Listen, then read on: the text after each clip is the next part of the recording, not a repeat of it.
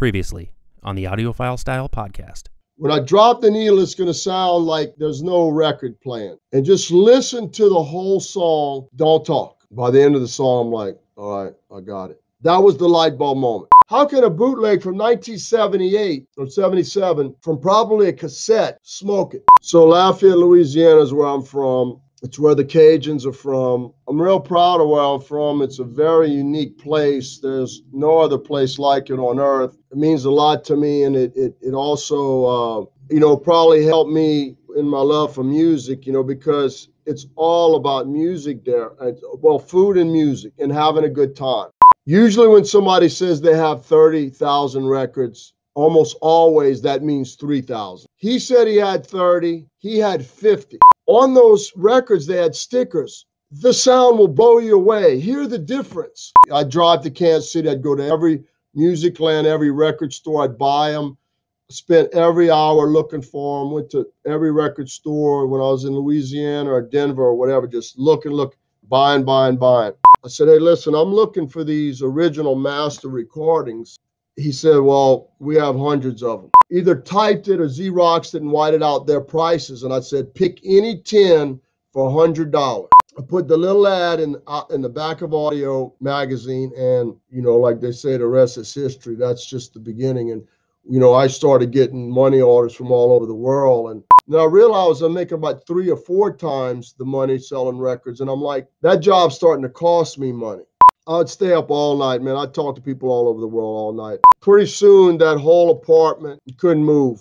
It was full. So then I bought a ranch-style house. We ended up like 10 people working out of the basement. When the 18-wheelers started delivering pallets is when the city had enough. My neighbors had enough of that shit. We bought the warehouse and then the building, the pressing plant. And we started the pressing plant and the warehouse in 2010. And that's where we at now. Wow. Yeah, you kicked it into high gear then. Think about it. In 1990 or so, we do our first reissue. 94, our first recording. 96 or 7, we buy the church, make a studio. 98, we have a blues concert. I mean, that's a lot in 8 years.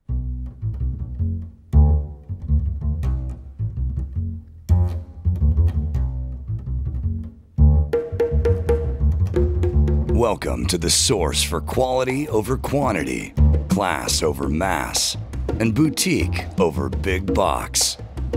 With roots in high tech and high fidelity, this is the place for home audio on another level. Forget what you know. It's time to do things audiophile style. Hey, everybody, it's Chris Connaker, founder of Audiophile Style, and welcome to the Audiophile Style podcast. If you haven't listened to part 1 of this interview, now we do everything from the microphone to the mastering, for everyone to else, the plating, here's the to conclusion the to my interview to the with labels, Acoustic Sound's to the founder inserts, and CEO, Chad. to the selling. Everything except the jacket. Except the jackets. Wow. I got to go to sleep sometime at night. I hear ya. Can you talk a little bit about Blue Heaven Studios, the old Gothic church that you bought? It's a cool place. Yeah, it's it, man. I mean, I got lucky, Didn't you originally plan to use it for storage? And then Boy, thought, this place sounds good. You see, I was foolish then. I didn't really realize that when you buy a building for storage, you need a building that's one level. You know what I mean? Mm-hmm. You don't want to be going upstairs. You want the building to be one level. The church you go half, it's like a half basement. Yep. Right? So you go half down or half up. So you off the street, you don't even have floor 1 flat. So, and then in the sanctuary, the floor is slanted. You know what I mean? Yes. I mean, not that you couldn't store things there. It's less than ideal. Right. It's very less than ideal. Plus, we're going to throw away all the pews. Yeah. So my mother walked through there one day, and I guess she heard her voice. She said, wow, this would be a good studio. And it was like, boom. So I called David Baker, who was the top jazz engineer in New York that I met when I reissued my first record, who was the recording engineer and mastering engineer, and I flew David down, and David said, Chad, you know, he recorded in every studio in New York. He says, there's not a room in New York in all the famous studios that can touch this. He said, the only one was the old Columbia studio that was a church, and it's a parking lot now. He said, dude, you got it.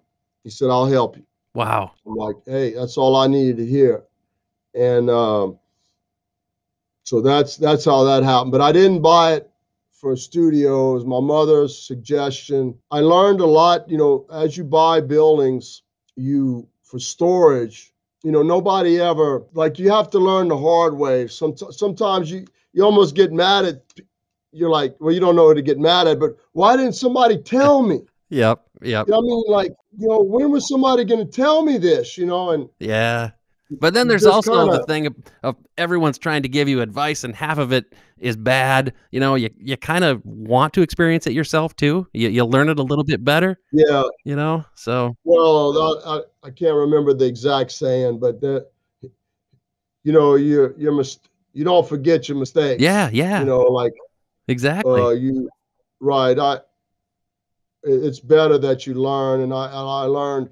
But I have to credit, man. I mean, my customers are all big. A lot of them are big businessmen, right? So one of them, hey, you need to get credit card, man. You know, it makes it easier. You need to get a 1-800 number. You need to get a fax machine. I mean, a fax machine in 1990, maybe 89, that was huge. Wow. It was that thermal fax. They were like $2,000, that thermal fax. But I mean, it paid for itself. Wow. I mean, it's weird when you think back how silly it sounds, but these were big moves, a 1-800 number, a credit card, and a fax. And you think a kid starting a business today, everything's online, you can take credit cards. I mean, it's all just super easy. But the fact that you've gone through all of this progression, it really says something about you. Yeah, man, I got to credit. I mean, my employees, I mean, I don't know how. Look, I can't even take an order on the phone, really. I mean, I don't even invoice. Yeah. You know, I just don't. But in a way, it's good because I may be doing the wrong thing. Yeah, focus what you're best at, you know? Right. Everybody's got their own thing. That's for sure. Well, I mean, I'm sure I could learn how to do it. I'd rather be doing something else. Yeah, definitely. I mean, I want to sell the records, you know, hey, I'll recommend them. Let somebody else write it up, you know. So that kind of reminds me, relationships and people are critical to the success of any endeavor like this. How do you establish relationships with the major record labels? And what was that like? Because you don't just call up a record label and say, you know what, I think I want to reissue, you know, a Jimi Hendrix album. For most people, they're going to look at you like Cyclops. How do you do that? Well, you know, you use Jimi Hendrix as an example, and that's a good one because once I licensed the Jimi Hendrix RU Experience for UHQR, I had a lot of our competitors call, dude, how'd you do that? Mm-hmm. Man, I mean, I've been trying to license Hendrix for years. And I says, you know, you can call John, and here's his phone number. I said, good luck. It only took me 20 years. Yeah. So, I mean, I knew they ain't getting nothing. You know what I mean? I get it. I'm like, here's his name. Here's his phone number. They probably already had it, whatever. But yep. It's like, hey, here's his name. Here's his phone number. Good luck. Only took me 20 years. So that kind of answers your question. Yeah.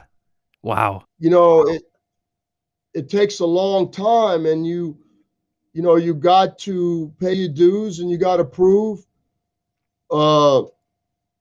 It's 20 years of building your reputation as who you are, and you know you're going to do it. You know, all of these labels trust me with a lot. I mean, if I was bad, you know, I could take advantage of some of these situations. I mean, of course, that'd be the end of it for me, and I don't do those kind of things. It's not who you are. But I'm saying they have to trust me. Yes. It takes a long time to get that trust for a good reason. And then, you know, you can only keep it as if you do what you say you're going to do. Yeah. Yeah. You do what you say you're going to do, and you just talk to people. And, we have a great relationship with Universal. We're doing this Acoustic Sounds Universal series. We press the Beatles for them. We press Tom Petty, the Rush for them.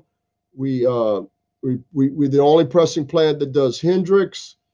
So, I do things for them. They do things for me. I buy their finished goods. I press their records. I license from them. We work on series together. Relationships work both ways. But boy, I tell you what, I think it would really be hard for somebody that right now to try to license vinyl, because some of the companies, they're making so much on streaming.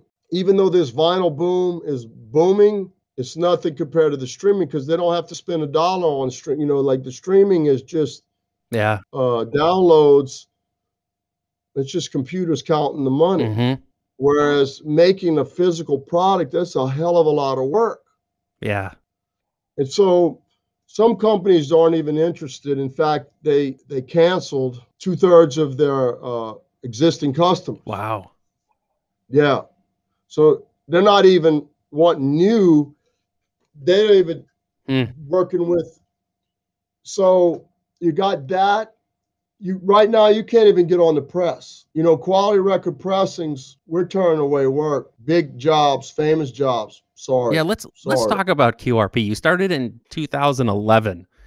Can you talk about why you did that? Same reason that the problem we're having now.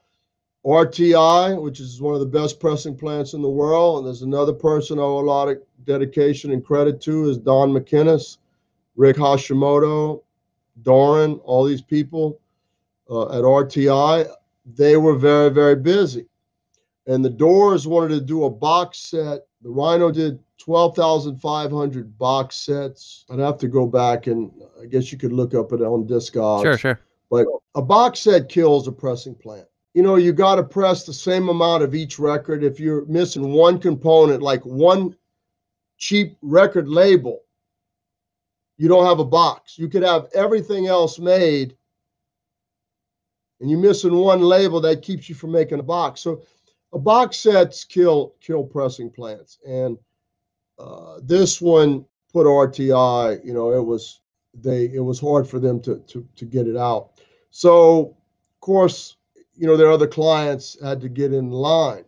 And, I needed records made. So I went searching for another pressing plant, and we used one in Germany. And later on, I found out they started polishing this particular plant that's kind of very famous and everybody thinks is so wonderful. They polish the metal parts without asking you. You know what I mean? Like, I don't know what example to give you, but if that looks like a nice microphone you got there, almost like a U87 or something.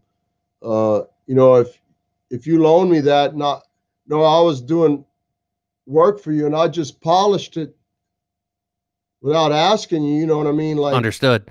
Yep. Yeah, and they polish everything. It's kind of a way to cheat to make a better, quieter record, but it takes off some high-end information. A lot of consumers don't really realize, and we don't really want to call people out by name, but, and they make a good record, and they make a good quiet record, but it has a real signature and a quality that you can recognize. Yeah, there's no free lunch. There's a cost to what they do. Right. It's a teeter-totter or whatever you call it, and seesaw, and so we don't do it. RTI doesn't do it. JVC Japan didn't do it. A lot do it. It's kind of a way to cheat to make us a quieter record, but you take some information off, and we don't like that. Sure. So I had to go to this place. I'll just say it's in Europe. We needed more records. We just kept needing more records. Well, what do you do, man? I told you everything's a natural step, right? So, what's the next natural step? And I could give a lot of people credit for, encouraging me. I can give Clark Williams credit, Chad. you need to buy a pressing plant. And I was pissed when he said, I'm like, Clark, you know how hard that is? Do you know how freaking hard that is? You think we're going to be making records as good as RTI? You know, and he just like, well, we thought, you know, just had to keep thinking about it. And but without Gary Sahlstrom, I'd have nothing, man. It's all about Gary. Man, look, you know, the credit I can take is I had the idea. I found the machines, I found the building, and then I got Gary to work for me. And that's it. It's Gary. You know, Gary's real humble, very quiet. You know, he's not gonna, you know, hey, if we film him or interview him, asking him about processes or how this works, very well spoken, explains it really good, very calm. I could never do it as well as him, but he's not going to be the guy trying to draw attention to how wonderful he is. My kind of guy. I like that. I like that about him, but sometimes anyway, listen, it's QRP is Gary Sahlstrom. And I mean, I could go on and on, or I could just say I got to give credit where it's due. I have a lot of people that work here, you know, Mark and Amos and others, you know, that, you know, like my favorite saying is, I don't have to stick my head up a cow's ass to see where butter comes from. Mm-hmm. You know, I'm the one that knows what butter's supposed to taste like. And I'm the one that knows what good butter is versus bad butter, and what, you know, or what kind of butter my customers like. And I'm like the last, Yep. you know, the last piece before it gets released. Kind of like the mastering engineer, a lot of times considered the last person before the consumer gets to hear it. But I you know, like we're working on some titles now. I had the mastering engineer cut two famous records. One of them he knocked out the park. The other one's really good, but it's a little bright and it's a little edgy. It's got more detail, but my customers don't, you know, they'll sacrifice some detail for some smoothness and some listenability, like they don't want to get fatigued. And then Gary likes that, you know, I push him hard. I mean, some of it he might not like, but he likes that our goal is the same. You know, the highest quality record made. Yep. And yeah, I've heard nothing but absolutely the best compliments about QRP. We try, you know, but every now and then, you know, records are records. There'll be a defective here and there. And, you know, when you call yourself Quality Record Pressings, you kind of put a target on your forehead to start with, right? I mean, we didn't call it OK Records. I get it. But when I visited, I mean, there's people there right next to the machines that are listening to the records. They're like, okay, we got to listen to this to make sure it's good. You guys do a whole bunch of stuff to minimize the problem. Oh, yeah. I mean, we do and we try, but there's a saying in the record pressing business. It's not hard to make a good record. What's hard is making them all good. I get it. It's all about consistency. Wow. I get it. It's the hardest shit. I met a musician that bought a press. He's in Leonard Skinner, keyboard player, a real nice guy.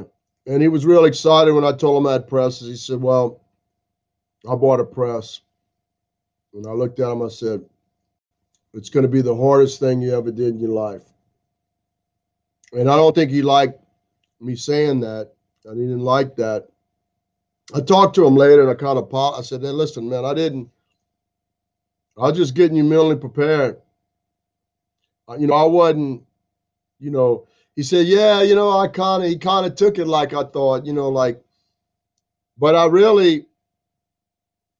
I'm just telling him, man, roll your sleeves up, get ready. Get ready to spend a shitload of money.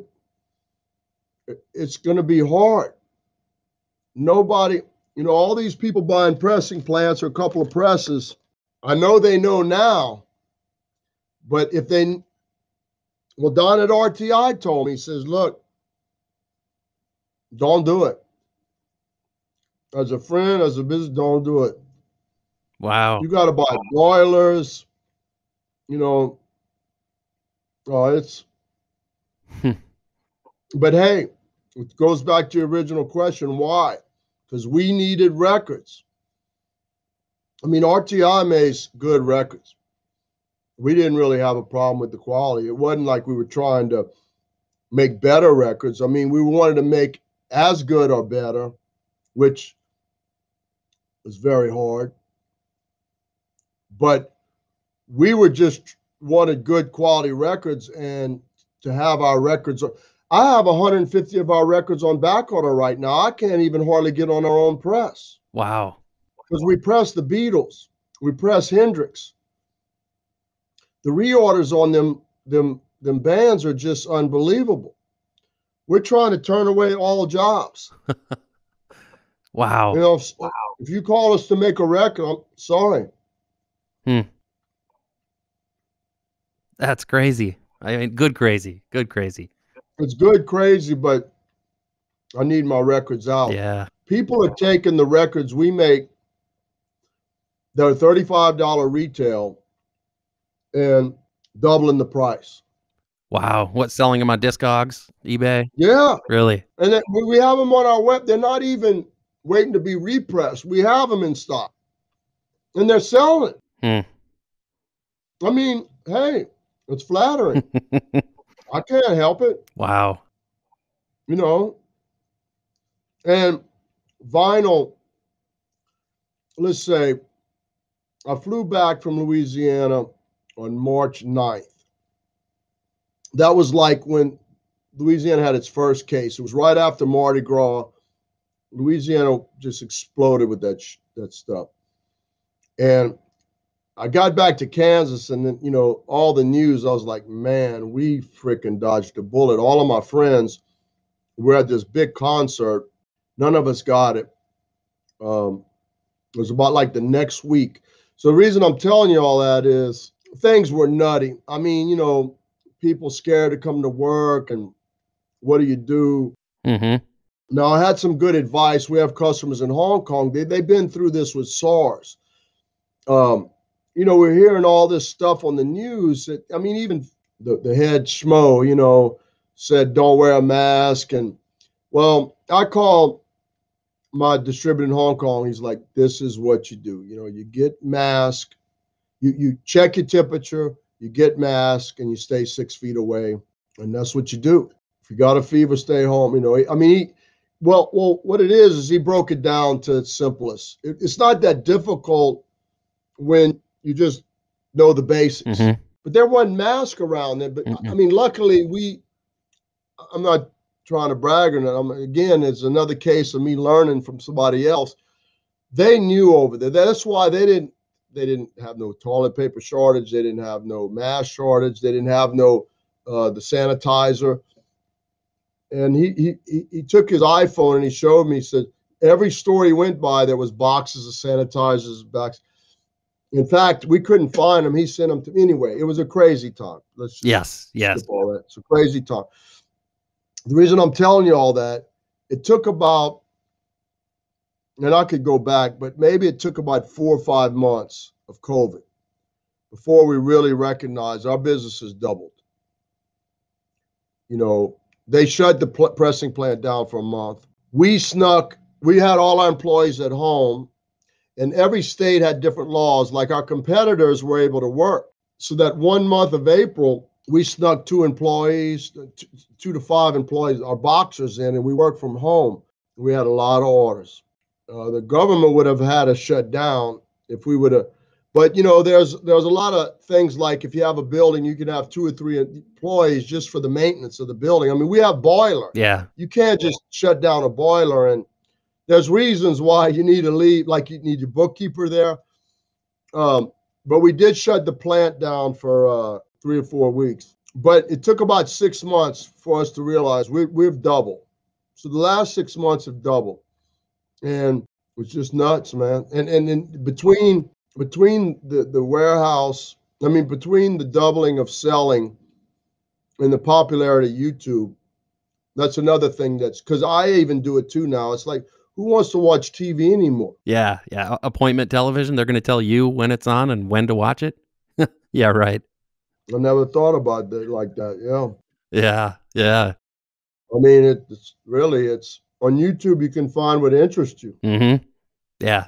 Most of those things are interviews of Tony Joe White or musician interviews or performances or, Stuff that never make it to mainstream television. That's for sure. Absolutely. So over the years, I've purchased a number of your reissues and been absolutely delighted by the quality, both audio and the booklets. My favorite, though, is the Nat King Cole reissue series. Can you talk about that series, how it came about? Like, how do you even get the master tapes for that and the process to get the best sound out of that? the Nat King Cole, DCC had reissued The Very Thought of You. And I think Love Is the Thing. I think they did 2 of them. And then they did The Story. They did 3 of them. So I discovered it there. It was like, wow, hey, it's hard, that's the top of the male vocals. Absolutely. And so we went to reissue it, and we found out they had 3-track tapes that had really never been played. Yeah. So we got the 3 tracks. Hmm. We had Steve Hoffman, Kevin Gray, Gus Guinness, put it all straight to DSD and straight to vinyl, the analog 3 tracks.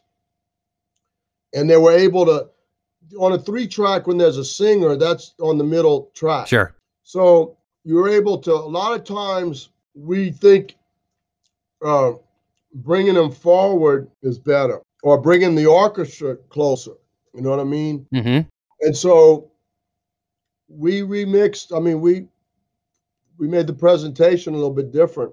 And they also added a lot of reverb. If you buy the originals, they're adding a lot of reverb in there. Like you said, the trade-offs, there's the clarity loses. Yeah, absolutely. And so it's a remix and remaster. And it's just you can't get better than that. Mm-mm. That series, I could listen to that every day and just be stunned every single time. They're all good. Yeah, yeah. That story, though, the story of the story is almost all those songs that are on the stories were hits in the 40s and 50s. So that now stereo and 3-track recording and stereo is available. Nat King Cole decided to do the same arrangements, redo the songs, now in glorious stereo. And that's Nat King Cole's story. So thank God. Yeah, yeah. There's a reason the Capitol Records building's called the house that Nat built. It just doesn't get any better than that. Right. I heard, tell me if this story's true. I heard that the Sinatra estate loved what you guys did with the Nat King Cole series so much that they were considering working with you guys. I got a call from, I think it was the Nat King. I'm maybe a bit confused whether it was the Nat King Cole estate that called us. And sometimes these estates work with the same people, Sure. like management or companies or whatever. So I remember talking to somebody, I think they were at the Nat King Cole estate. They were like, man, we love this. And maybe they also worked for Sinatra and they were going to talk to them, something like that. Sure. Boy, that would be fantastic. Sign me up for that one. Yeah. That's for sure. Yeah, I mean, it would be great, but dude, the things I've got on our card that we need to do. I get it. I wouldn't knock what I got coming. I wouldn't knock off the press for even Sinatra. I'm sorry. Really? Mm-hmm. Oh, that's fantastic. Yeah. Only reason I don't talk about it is people just get so crazy and they'll just start calling us every day. And this shit just quality takes money, quality takes time. And it'll be done when it's done. We can't do everything right away. Yeah, yeah. I totally get it. Just the negotiating and the deals takes years. Mm-hmm. Yeah. How come you guys don't carry much from the Three Blind Mice record label? We'll carry anything that's available. I mean, if there's stuff available and we don't have it, tell me and I'll order because it, you know. I have to order the CDs from Japan. Oh, CDs. Well, we're kind of I don't know about the vinyl, Not selling. but Yeah, yeah. No, we don't sell that many CDs. I mean, we still sell. Those would probably sell, but at some point, sometimes you kind of have to. We're trying to. If we're going to sell a digital disc, it's going to be SACD or DVD audio. yeah, That's kind of how we thinking. Or maybe XR CD. Three Blind Mice would be one that we would sell, but we're not paying that close attention to those. I You know get what it. I mean? You got to focus your business. I get it. Totally get it. So a couple more things. What does the future look like for acoustic sounds? Like, what are your plans? Even your pains? What's the future like? Well, we want to add a 24-hour, a third shift to the pressing. We want to add some presses, which may need to be a new building or an addition. We're going to make more and more UHQRs. We got some big artists on the line that we got to get out.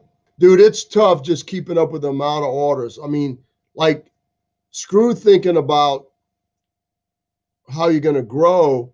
You better be thinking of how you're going to get the people that are buying your records, their records. Yeah, absolutely. You know what I mean? Like, and not only were we behind and still kind of are behind, but the U.S. Postal got buried.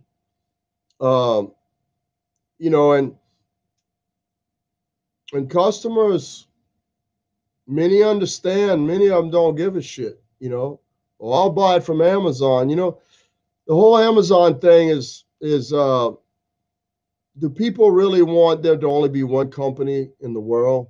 Yeah, Do they really only want one company? Like, do you not want specialists? Like, do you not? I see Wilson speakers in your background. Like, you want to buy Wilson speakers over Amazon? You want to buy a U47 or U67 or U87, whatever the mic is you have? yuck. You need specialists in the world, man. People that are building and creating and loving and have passion. I'm trying my best to limit. I don't know how we got to this, but because they'll say, well, we'll get it on Amazon. Yeah. Well, a lot of times, I mean, even Michael Frommer showed me a picture where they put the label on the album. They ship him the album with the label on it. Wow. No box.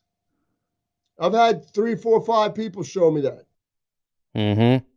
And, I have to admit, I can't believe it came in the condition it came in. You know what I mean? Like, the fact that you even got it. But, we are trying to keep up with the demand, but the Postal was behind. There's a lot of stuff now. Now the problem is, like this Universal series we're doing. We did Love Supreme and Ballads. They pressed a buttload, first press. They're gone. Took 4 months to get the jackets back. We only press more of ballads, but they want Beatles. Like, it's like, well, what do you want on the Beatles or jazz? Okay, do you have to think about that? So whenever you see your records coming out these days, if you want them and they're good records, you better buy them, because I'm not saying they're out of print, but it may be a year before it gets back on the press, because nobody puts stuff back on the press when they got new releases to come. Okay. Wow. What do you want? The new release on the press or repress an old release? Well, you don't have a deadline or a date, Mm-hmm. So people, that's why these records are going for double, triple the money, so that's why I try to tell people, some people, I mean, most people are cool and they understand and they're smart and they know what you're talking about. But some people say, oh, I'm whining and stuff. No, I'm trying to advise them, buy now or cry later. And it's a supply and demand. It is. It completely is. And I used to feel bad that when they call me, oh, man, I didn't get that record. Well, T for the Tillman just went out of print. We had it for 11 years. I'm getting friends calling, and I say, I don't feel bad. We had it for 11 years, man. 11 years. Yeah. Snooze, you lose, you know? I mean, snooze, shit, that's Rip Van Winkle. You know what I'm saying? Yeah, I get it. I get it. But boy, man, when it goes out, that's when they really want it. Yeah. It's when you, and we're all human. I put myself, but you have to make the mistake a few times, and I've made it a few too many times. I don't make that mistake anymore. I mean, I try not to. I guess I might, but I don't make it as much. And it helps people not make it when they miss out. But I don't feel too bad anymore, especially when we've had stuff for so long. Yeah, I get it. Okay, let's finish up with the bonus questions. These are 10 questions. You have no idea what I'm about to ask you, but there's no wrong answers, and have some fun with it. First one, coffee or tea? I like both, but it's coffee in the morning, tea at night. I like it. I like it. Because in fact, Howlin' Wolf, there's a song Howlin' Wolf sings, and I think he says coffee in the morning, tea at night. Nice, nice. I like them both, really. I'd have to go with coffee, but I like them both. Number 2, Nine Inch Nails version of Hurt or Johnny Cash's remake of Hurt? I don't even know Nine Inch Nails. It'd have to be Johnny Cash. Understood. I mean, I know that I think the guy's even into records and analog. I mean, I've heard about the guy, and I know he did some stuff in New Orleans. I mean, there's Trent Reznor. But I don't know if that's music. And I'm not saying this is Nine Inch Nails, but I don't like loud, distorted music. I mean, his may not be, but I have a feeling it probably is. It is. That's part of his aesthetic, you know? That's just what he does. Right. I just, you know, I'm sorry. I like clarity. I get it. I totally get it. I like old more than new. I mean, to me, Nirvana Nevermind's a new album. Yeah. Really. I'm not, you want some good new stuff? Amos Lee. That's what that's how I am. Yeah. I mean, I like Nirvana Nevermind now, but it took me 10, 15 years to get it. I mean, maybe at some point, but I can't talk about Nine Inch Nails because I haven't really played it or know much about it, but I have a feeling there's a reason why I don't know. And it's probably because and it might be good music. And, if I seen them live, I might love them. Yeah. But I don't like to listen to recorded music that just, I want to hear Nat King Cole. I want to hear Belafonte. I want the music to draw me in, not push me out. I get it. So I'd have to say Johnny Cash. I mean, I could, without even hearing the other one. Understood. Okay. Number 3, John Lee Hooker's original version of Boom Boom or the one he did with Big Head Todd. And perhaps you don't know the Big Head Todd one. Nobody knows, has heard everything. Right. I don't know that I know that. Okay. That I'd have to say the original. I think he did it on the Healer, which is going to be reissued some point. Nice. Yeah. Did he do that with Santana? Don't know. That would be more of a real like original or that, because I would like them both. Yeah, they're both fantastic. But I think Big Head Todd is an artist that I think I would like that I don't know much about, but he did bluesy pop stuff, right? Yeah, I don't know much about him. I think he's from Colorado. Yep. And I think I did place. I think I would like him. I'll send you a link to that song because it's John Lee Hooker playing with Big Head Todd. They're equally good, I think. Yeah, I mean, I guess I can't answer unless I heard it, but I think the Healer. No, they do it on the album Boom Boom with Pat Travis. Yeah, no, he doesn't do. I can't believe he didn't do Boom Boom on. So I was wrong. He does it with Pat Travis on the album Boom Boom. Sure. You know what? I bet you I like them all. Yeah. You know what I'm saying? I bet you I like, because another interesting thing that you asked me is, well, we didn't get to this, but how did I mean, I grew up in Louisiana, listened to blues, Zydeco, and all kinds of stuff, right? Mm-hmm. Not classical. We don't have Claude Boudreau and the Opelousas Symphony Orchestra. You know what I'm saying? But I grew up listening to blues and all that. But I really learned about it Led Zeppelin, Foghat, Allman Brothers, this sort of thing.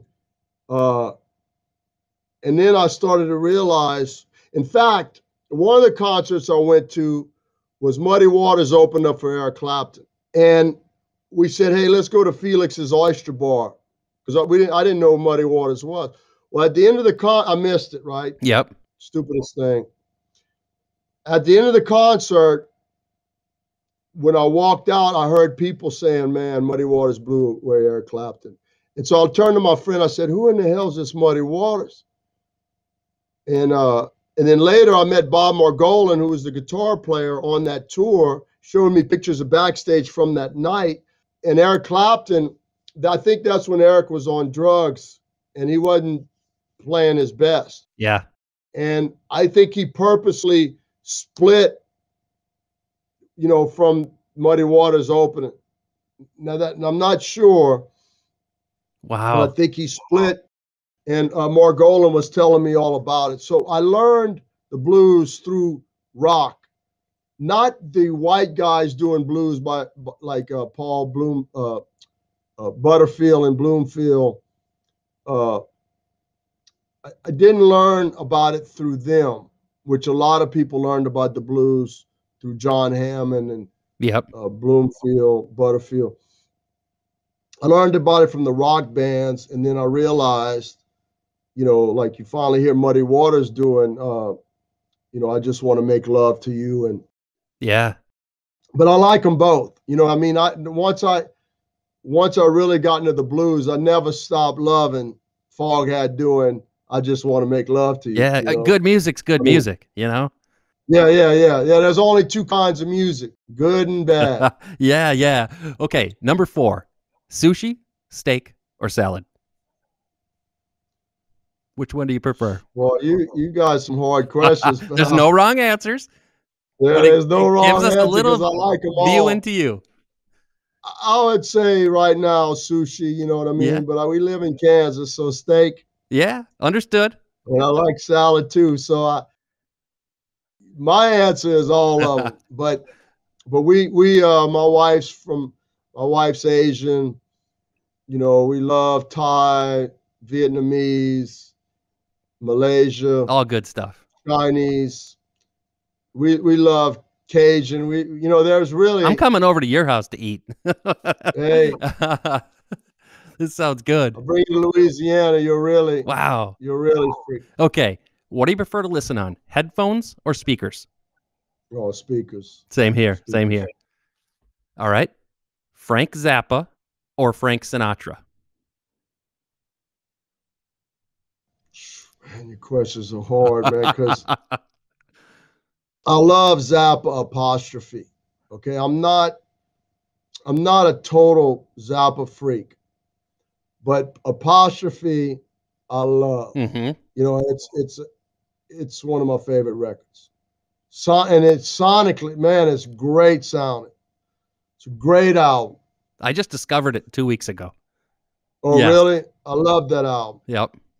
So, Frank Sinatra I like, but I'm not listening to him all the time. I like, that Mo-Fi box set where the first one from a 10-inch record, I get a kick out of you, Yep. I love that, dude, you're asking ties. A lot of things are ties. Okay. Here's the next you one. know. Muddy Waters or Roger Waters? I mean, dude, we're licensing Pink Floyd. We just licensed Amused to Death. Oh, you could have asked me Roger Waters or David Gilmour, No. but that would even have been stickier. That would even have been stickier. Yes. Man, I'm in the blues, man. I'm in the blues. I mean, you can't ask me that question, but I mean, boy, you're the only easy one was the speakers versus headphones. That's the only easy one. I get it. I like both. I tell you, it took me a while to like Amused to Death, Mm-hmm.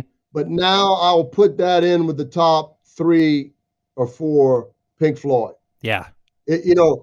You got Dark Side, Wish You Were Here, The Wall, and Animals, and Amuse to Death's in that. Yeah, absolutely. You know what I mean? To me, and you could put Pink Floyd on it. I mean, that's me. I love Roger Waters. It took me a little while to, it's a little dark. I love Muddy Waters. I thought you'd say Muddy Waters for sure.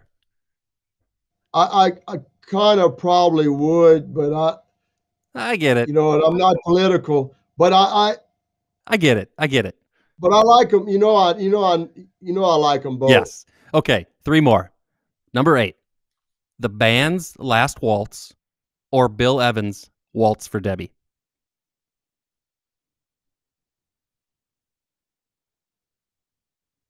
Man, I love the band. I love music from Big Pink. I love The Last Waltz. In fact, one of the swamp pop people that I'm talking about, Bobby Charles, was on it. He when he was 16 years old, he did See You Later, Alligator at 16, and he wrote Walking to New Orleans. He was on there. So The Last Waltz,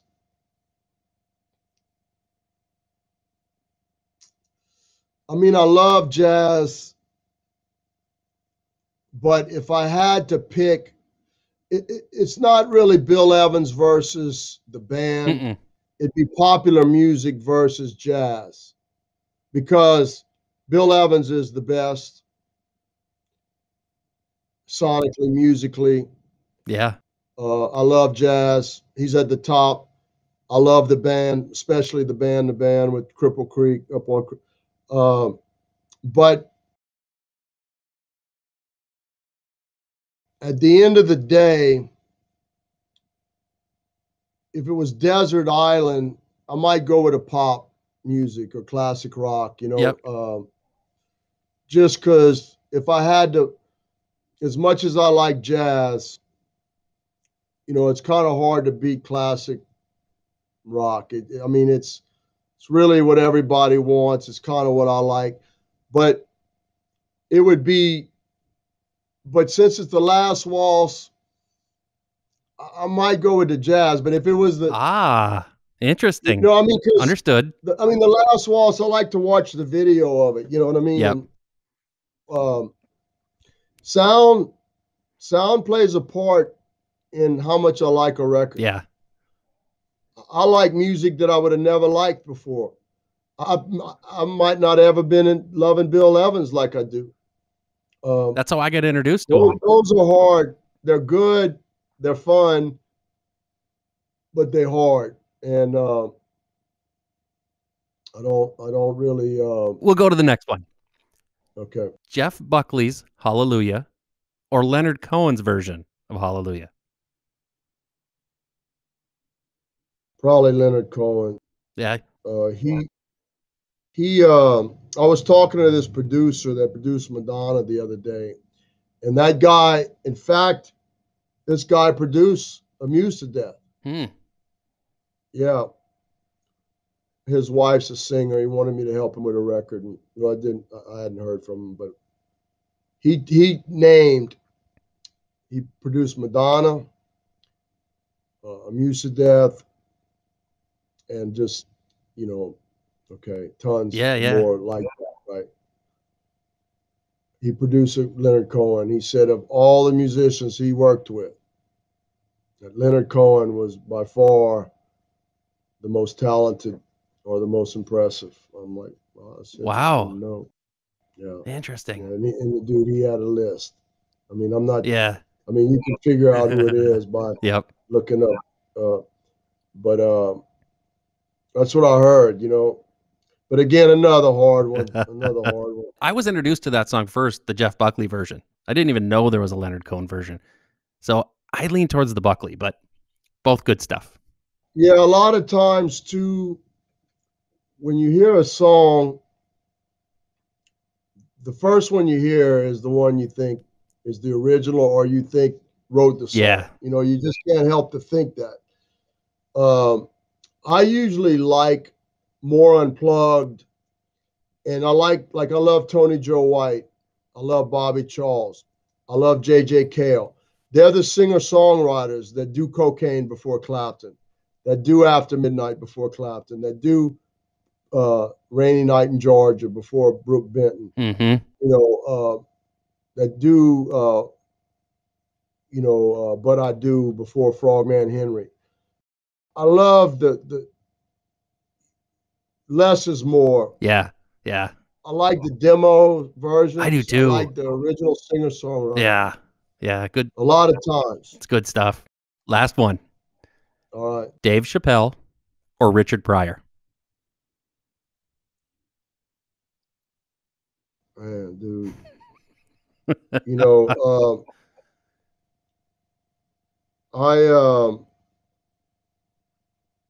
Rudy Ray Moore. Really? Do you know who that is? Never heard of him.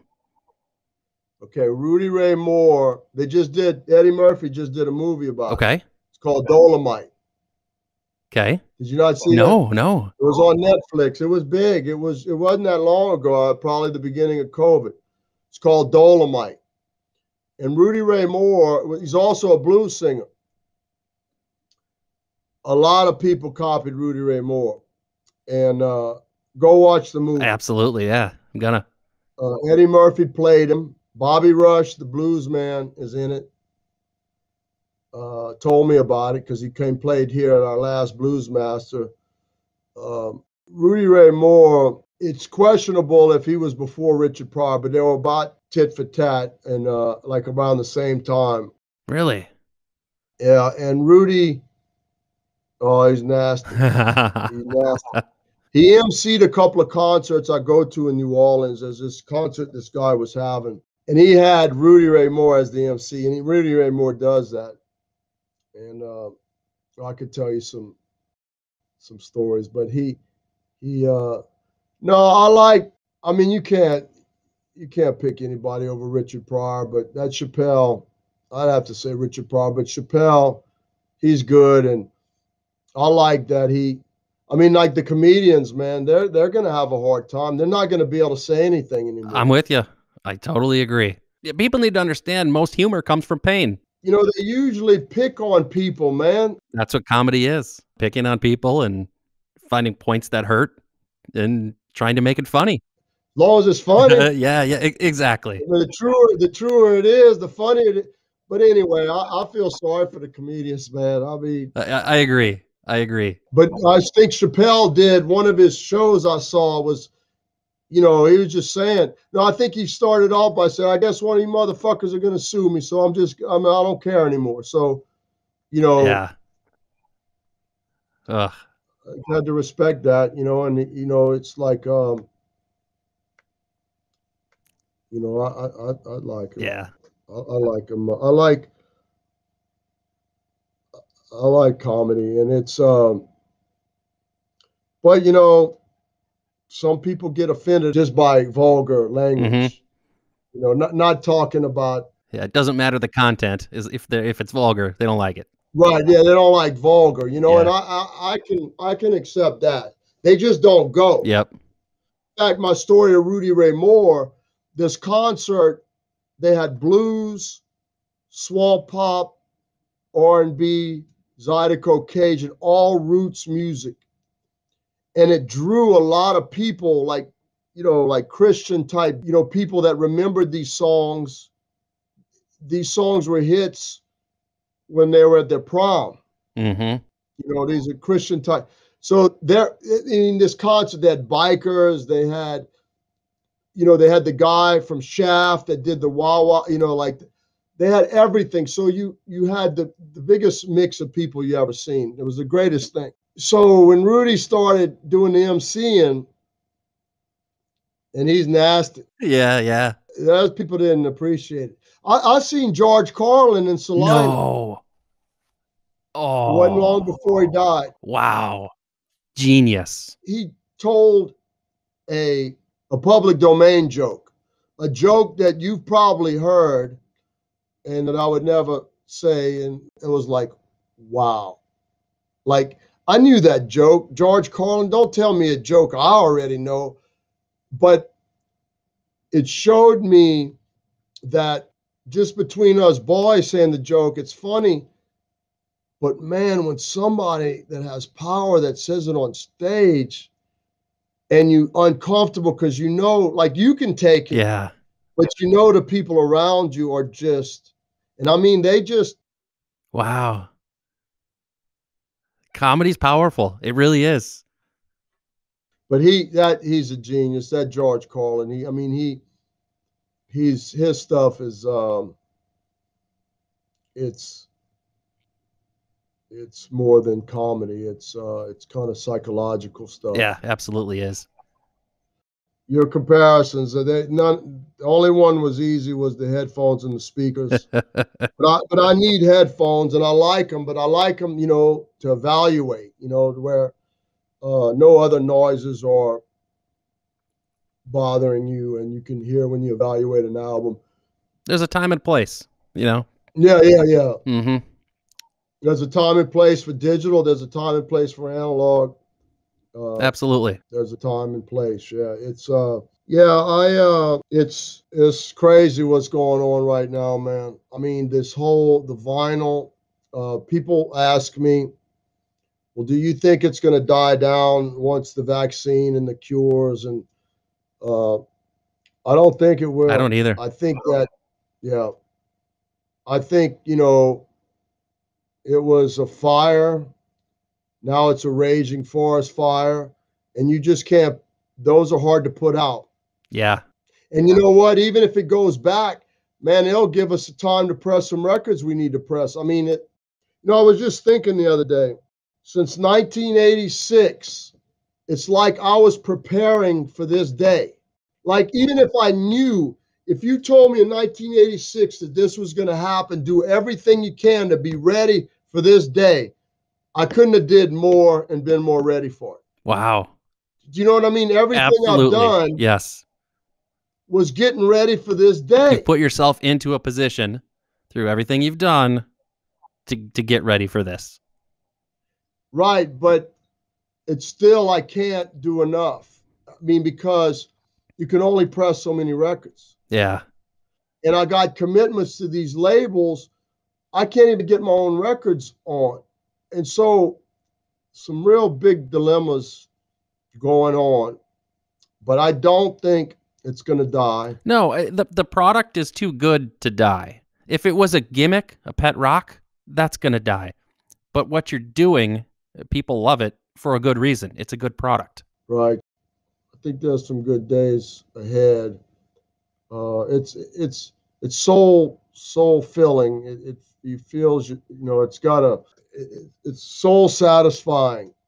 Like what bad is going in a listening room and getting lost and, something emotional, and It's so much bigger than the piece of music. It means a lot to people.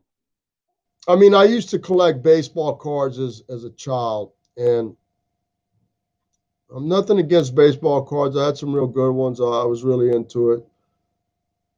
But you look at a baseball card, an album, you can look at the album and it sings to you. Mm-hmm. Absolutely. Yes. A baseball card ain't singing to you. I'm sorry. There's the smell of the album, all the memories it brings up. There's so much to it. My father once told me, he says, he didn't think I'd be doing this forever, because he's had different businesses, right? And to him, he's more of a businessman. I'm more of an entrepreneur. He's a good businessman, but he's like, son, you don't think you're going to be doing this for the rest of your life? I mean, this is just something. And it shocked the hell out of me when he said that. I couldn't believe he said that. And then I thought, well, you know what? Maybe he's right. Yeah. Maybe he's right. That's what shocked me, because I never thought in the world that I'd be doing anything other than this. I never even thought about it. Yep. I never even thought about it. When he said it, I shocked him. I'm like, whoa. And then I thought, wow, shit, maybe he's right. But you know what? I don't think he is. Nope. I don't think he is.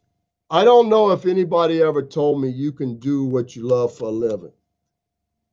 And every child needs to hear that. 100%. Absolutely. My parents never told me. When I told them I was starting a website and going to talk about the stuff I love, they thought, are you kidding me? You know, my parents were always, get a job with one company and stay there your whole life. And, you know, that's how you do it, because that's how they did it. No, I know. I mean, I hesitated to say that because my father has been great and he's a great businessman. And I wish to God we lived in the same city and he could help me run this son of a gun, because he likes to look at the numbers and the, what do you call it, the waves, or Sure, the, you know, the peaks and the trends and financials and trends. Yeah. We grew 2% this month. I'm just like, hey, we did the best we can. Yep. But you know, like you said, the questions, there's no right or wrong. Nope. It's two different styles. And it takes both kinds, usually, to get anywhere. You know, people need to realize they can actually do what they love for a living. And I lucked out in all this, and I never really planned on, hey, I can do what I love for a living. It was like, this is what I ended up doing. And then I realized when you look back, wow. Because I used to go to the record store and buy records. I never thought that I could get behind the counter.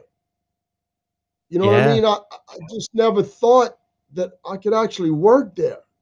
It never dawned on me, man, never. Wow. And then when I was collecting records, I was just trying to build up my collection. Buy, sell, and trade. You buy, sell, and trade. You could be a multimillionaire and not collect the amount of records I had by just buying. You have to buy, sell, and trade. You have to buy rare stuff when you see it. You buy 20 records, you keep your favorite 2, you sell the rest so you can buy another 20, keep your favorite 2. Yeah. That's all this has been. I'm sorry. I mean, you can make it sophisticated or complicated all you want. At the end of the day, you keep the best stuff and you sell the rest. I love it. I love it. And that's probably a good place to end for today. Well, there you go, dude. All right. We'll talk soon, Chad. All right, dude. Hey, thank you so much, man. That concludes my 2-part interview with Acoustic Sound's founder and CEO, Chad Kassem. I want to thank Chad for giving me so much of his time, being so honest with his answers, and telling his story and the history of Acoustic Sounds. It's all great stuff. I really enjoyed talking to Chad for so long. I look forward to seeing everybody over at audiophilestyle.com for news, reviews, and the best community in high-end audio. Until next time, see ya.